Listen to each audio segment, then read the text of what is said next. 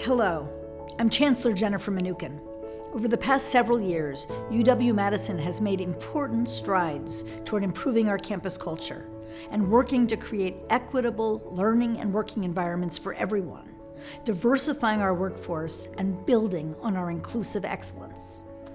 As we continue this work, I encourage everyone to engage in the topics explored in this video. Everyone has some degree of unconscious bias. These are deeply held, automatic preferences that often tilt toward the familiar, sometimes for people whose names and faces and language are more like our own.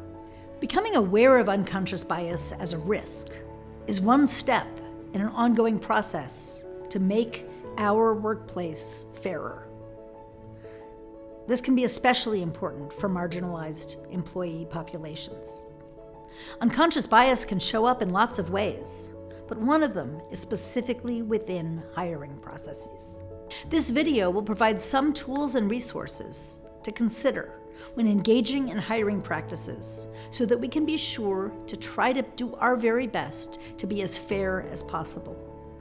All of the work we do at this great university depends on recruiting and hiring a talented and diverse workforce and making this a community where everyone can flourish and where people want to stay.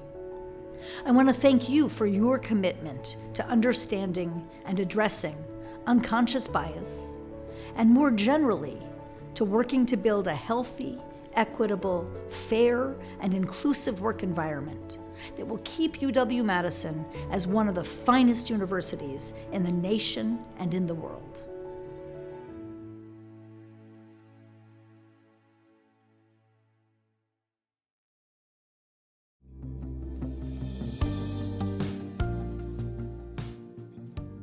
I want to thank you all for serving on our Search and Screen Committee. These are our final interview results.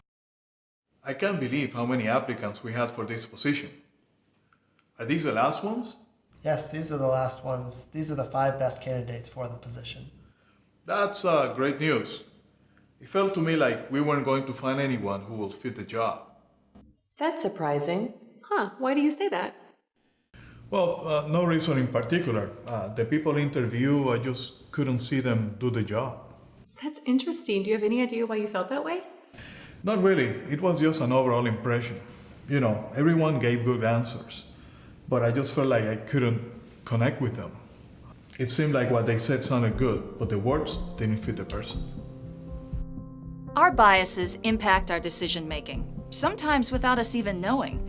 Bias in hiring practices, whether it's conscious, unconscious, or implicit, is favoring one person or group over another person or group for reasons unrelated to the actual job criteria. It's clear in the research that implicit and unconscious bias significantly impacts everything, from evaluating resumes to phone interviews to campus interview processes. UW-Madison is committed to fair and unbiased hiring practices, and understanding the types and impact of bias is one strategy to more effectively prevent its impact on hiring decisions.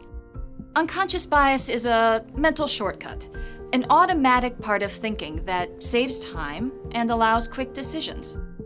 Different than conscious or explicit bias, which are often known preferences, implicit or unconscious bias results from almost automatic connections based on previous experience or stereotypes common in our society. From early childhood, we quickly discover that some things are similar, and that making conclusions about similar things seems to be pretty reliable. We naturally recognize and apply patterns without having to think about it. This way of thinking becomes so natural to us that we no longer notice it. We learn that we can make decisions, difficult or simple, by relying on the patterns we formed and base decisions on choices made in the past. Patterns are often connected with norms and behavioral traits learned through our lives. To experience this right now, analyze these 2 columns. Historically, leaders have been associated with values found in column 1. Simultaneously, these same values are also associated with our stereotypes about genders. The historical association of leaders with stereotypically male traits causes bias against female leaders, even though we recognize that great leaders today exhibit traits from both column 1 and column 2.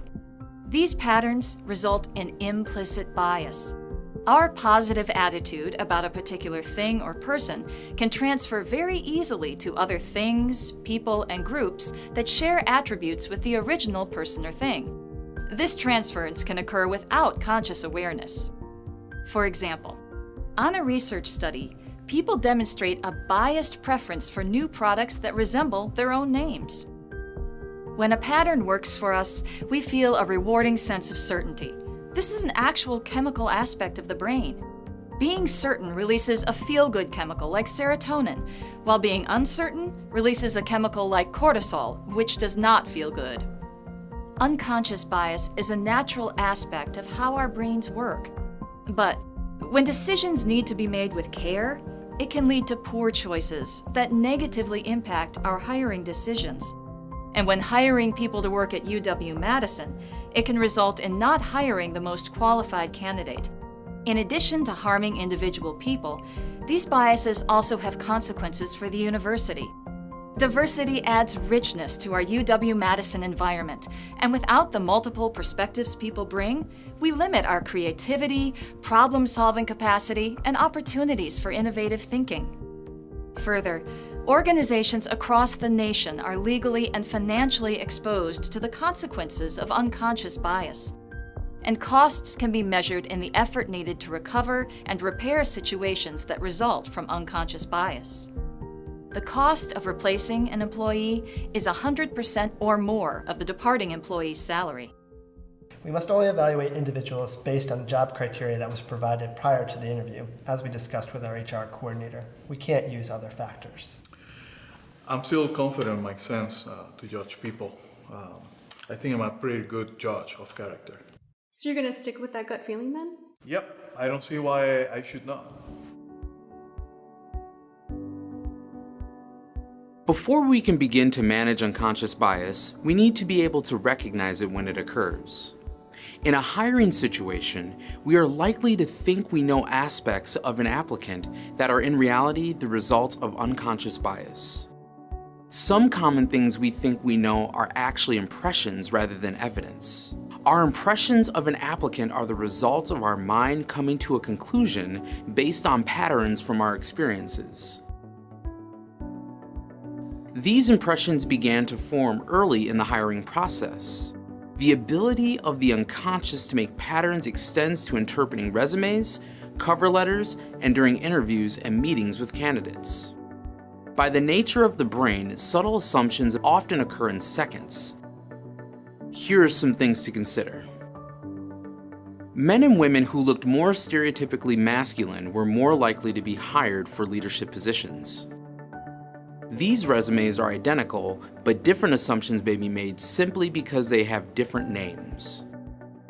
Because older workers are stereotyped as being resistant to change, difficult to train, and having physical limitations, younger workers, despite their inexperience, are given preference in hiring. These assumptions result in potentially unfair judgment and bias. These assumptions are also self-reinforcing because they bring attention to the attributes of a person that fit the assumptions and overlook the ones that set them apart. And at the same time, it will feel good because we experience this as being certain. A fair and equitable hiring decision should be challenging and take time to accomplish. In hiring process, an amount of uncertainty is a good sign. Another way to keep this awareness is to consider the old adage about things that are too good to be true. One way to address these issues is to discuss the evaluation criteria with the search committee prior to evaluating applicant materials or interviews. To explore more on your own unconscious assumptions, there is an excellent resource called Project Implicit that has a variety of tests you can take online.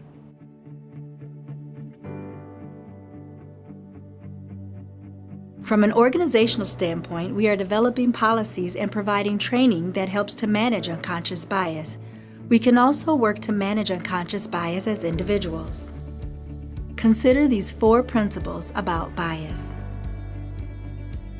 Look at your own habits of decision making and be aware of situations that encourage unconscious bias. One way to look at your habits is to consider the SEEDS model of situations where there is a tendency to fall back on instinctive choices. The Neuro Leadership Institute created this model and provides suggestions for managing these tendencies.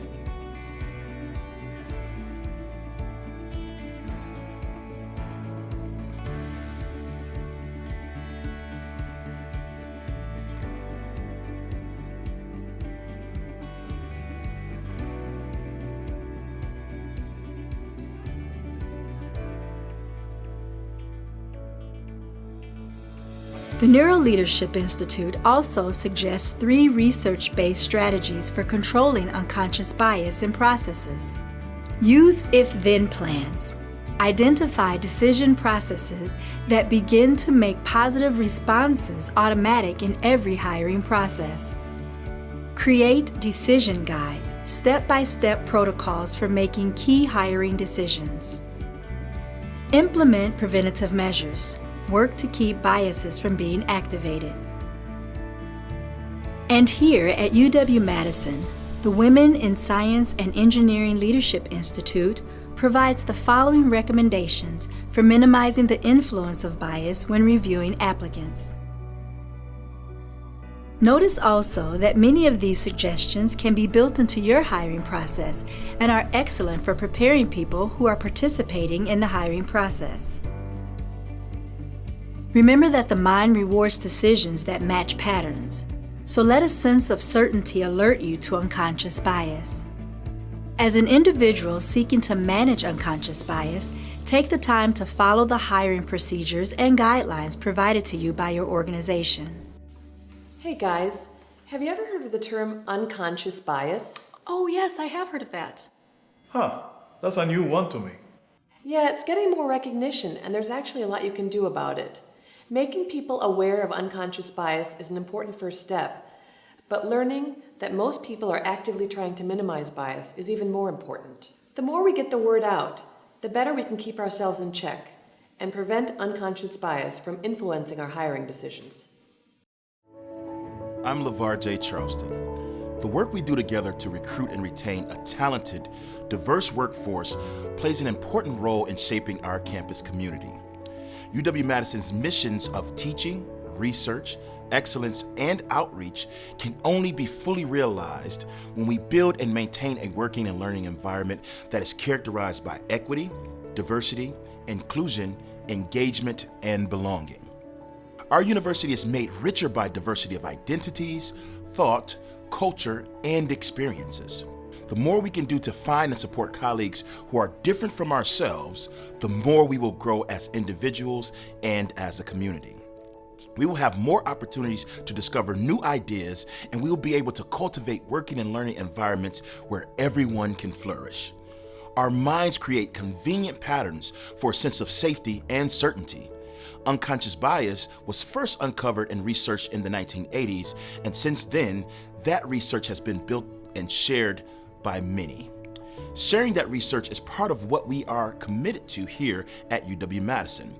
The information in this video is an invitation to be self-reflective and to work with others to recognize and mitigate unconscious bias. When we do this, we can create new possibilities and build more equitable, diverse, inclusive, and successful working and learning environments for all. On Wisconsin.